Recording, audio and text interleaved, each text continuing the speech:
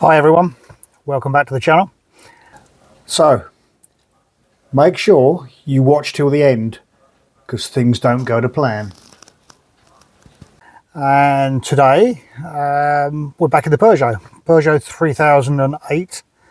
This is a 2016 model, but it's lacking some of the qualities of more expensive, more upmarket versions, so it's quite a basic model, this one. So I was going to show you a bit of the dashboard, and as you can see, there's no screen, infotainment screen built into the radio. Doesn't have the panoramic sunroof, and in a way I'm quite happy about that because I don't particularly wanted the sunroof. Doesn't have the pop-up screen that many of them do have. It doesn't have the heads-up display which goes there. So I have bought one of these, which is a smart screen, so I'll be able to Bluetooth my phone and get the apps on the smart screen. So that's going to go up there, obviously not in the box, so we're going to unbox it and have a quick look, see whether what way around or where it's going to go. Okay, open the box, and looks like the unit is sitting on the top. Feels quite heavy actually. And what I'm going to have to do is, once I can get the cover off, let's get the cover off first. Okay, so we've got it out of the box. It's got a protective sleeve on the front. It's got a sticky bottom, if that's the right words. Sticky bottom, and it's going to go up here. I can't put it there. It's on a slope, but I think round about there would be fine. Something like that. And then I'll have my apps. Now this particular model doubles up as a dash cam, and I do believe in the box, let's have a quick look in the box. We have a reversing camera to set up. We have an alternate window mount, but I don't think I'm going to be using that. I want to attach it nice and firmly to the dashboard. So we have various bits and pieces. Pry bar, that's handy for taking the dashboard apart. Okay, so there's the power cable, and yeah, there we go, there's a reverse camera and the cable that goes with it. So effectively we are going to set this up, and we're going to need power source going to it, and we're going to need connection to the speaker system so that I can run it through the audio of the car, and we're going to need a connection to the rear view camera, which is going to have to go under the back of the dashboard here somewhere. So I've got to find a way of getting into this, because the power, 12 volt power, would be here, and they advise you to use this adapter because apparently it also doubles up as the FM receiver, but I don't want to put it there because it's just going to be right in my way, and I don't want all the cables dangling around over the front of the dashboard. I need to hide them, so they've got to go up in behind all this lot somehow. Not quite sure how that's going to happen. I don't know whether I can get into it here. I'll have to see. So I've got to make some investigations and I will get back to you. Okay, so what I've done so far is cleaned the area with methylated spirits or alcohol in a couple of places, also there and then. Taken the unit off the stand by undoing the bolt that holds it in place. That's the easiest way I can see. So the instructions are to leave this for 24 hours. And it's quite hot in here today, so I want that to bond well. And these are for holding the cables. The cables come out this side of the unit. Whoop, can't see very well. There you go. There's connection cables, and the unit's going to go there. I wanted it there because I want to use the camera on the back as a dash cam, and that's going to be the ideal spot. I was toying with the idea of adapting an area there and mounting it in there like so, but then I wouldn't have had the use of the front facing dash cam that's mounted on the back. So I'm going with the top idea. I'm taking a little bit too much black off around the edges there, but I can black that up with a bit of silicone spray, I would think. Yeah, that's it so far. So I want to make it as simple as possible rather than taking too much out. So the whole idea to run the cables through here, and then I'm going to chase them into this gap around the edge of the console there. Should be able to get down to here, then I can just slip the standard radio out and hopefully get the cable in down the back here, pop out this part and connect it up into there, or even into there, because we have you can see USB port and speaker ports there. Okay, so I've popped that part up with the pry bar. Not going to take it off, but gives me enough access, hopefully. Now I can get something, if I can pop the stereo head unit out,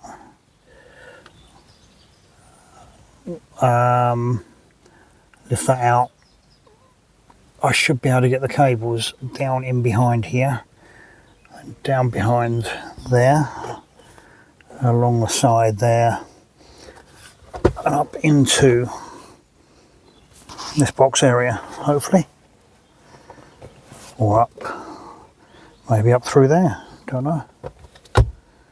Yeah, I could connect into there, but that's going to stick up like a, don't know, may not be too bad actually. Okay, right, anyway, I think I need to remove this part. I think that lifts out quite easily, so we'll get the pry bar on that. Here you go, see, that's going to pop up, that's going to pop up, and we'll be able to see what we're doing. So what I think I'm going to do, I'm going to run the power from here, which is in amongst the back seat, it's not in our way. From there, it still gives a charge point on the end there. I'm going to run this up through there, if you can see. Put a hole there for the cable to go through. I'll also route the cable for the reverse camera, which will come out through here and under the carpet and along the back headlining somewhere, probably. Not quite sure. Yeah. So we'll do that, and then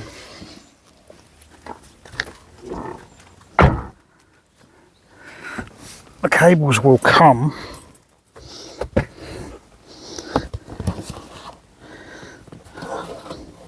up through here, just down there. They're going to come up here. I can attach them to the side, and then they're going to come up through here, or probably up that side actually, up through that side, and they're going to go through there, through there, and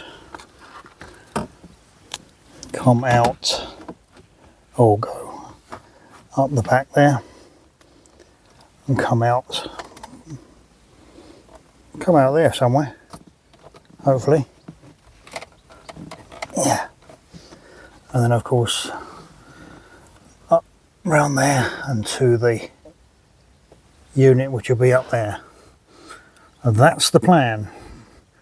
Let's see how it goes.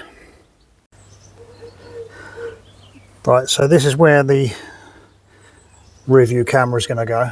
It's going to go on the inside of the car, up in there, and I'm going to tuck the cable up. Going to run it along here. It's going to come out here and follow. Not sure actually. Can't really get it up and over there. That's the natural point of getting into the vehicle, which means I've got to remove all this. So I don't really want to do that. Anyway, let's see. I might be able to get it in there. Okay, so this is the story so far. We've got it fixed into position on the tailgate. Cable coming down, up and under.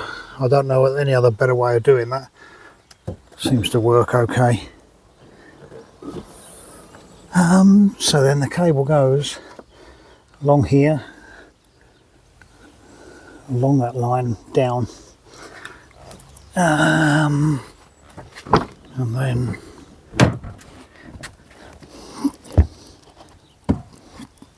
down here, down there, along there, under here. There's a little bit of it showing there, which I could cover up quite easily, like that. It goes under the carpet and then comes up here. And then I've got these two cables now, one being power and one being rear camera. And I'm going to make a hole up under there. Can't see very well. And put a grommet in there, and that's going to get it into this box here. And then I can start getting the cables up through to the head unit up on the dashboard.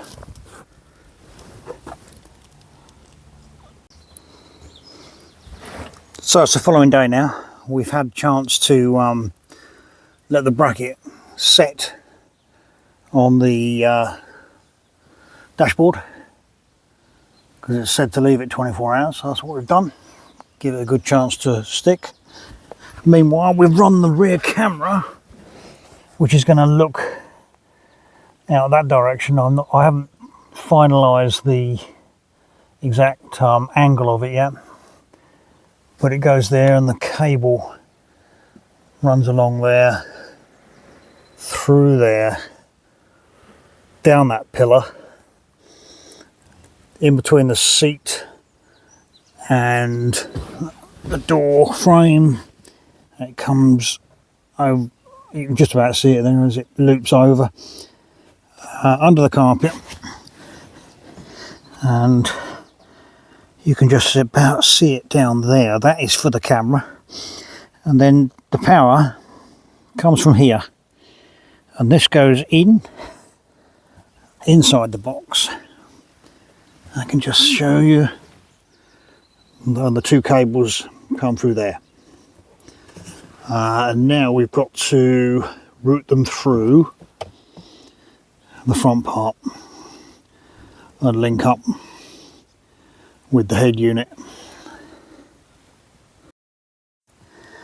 So first thing I've got to do is to make a hole down there to get the cables up through,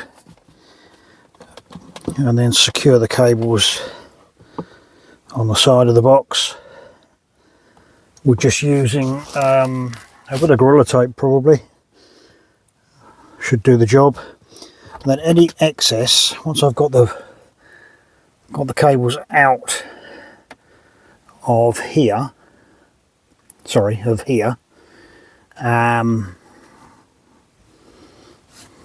well, I'm thinking that's where they're going to come out. Any excess I'm going to have to lose down in the side, in this part there. Yeah, got the hole done. So I'm going to use a grommet just to stop the cables from chafing on any sharp bits of plastic. So I've got to threadle these two ends through the grommet, and then put the grommet into the hole.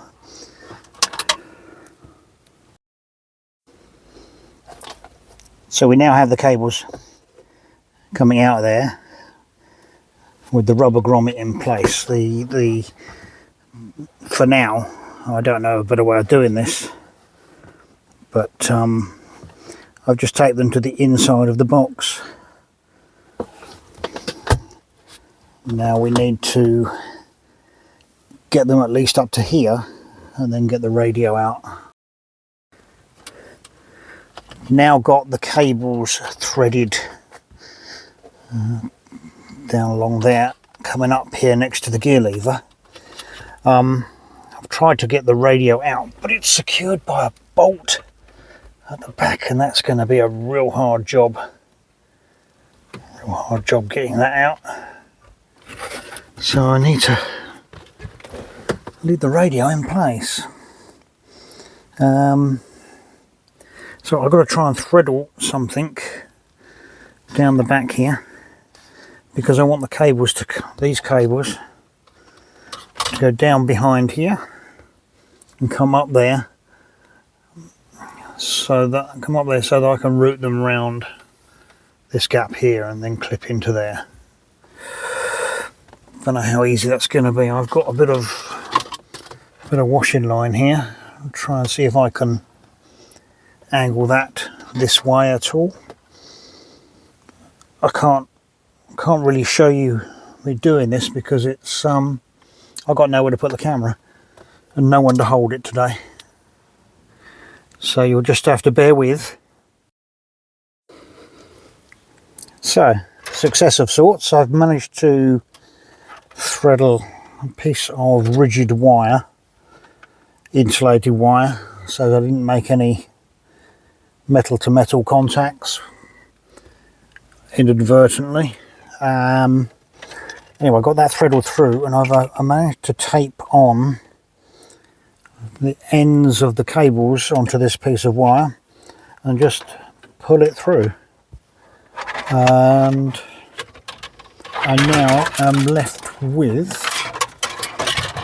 my two cables coming out there, which are going to go up to that head unit, because this has popped out quite easily and nicely.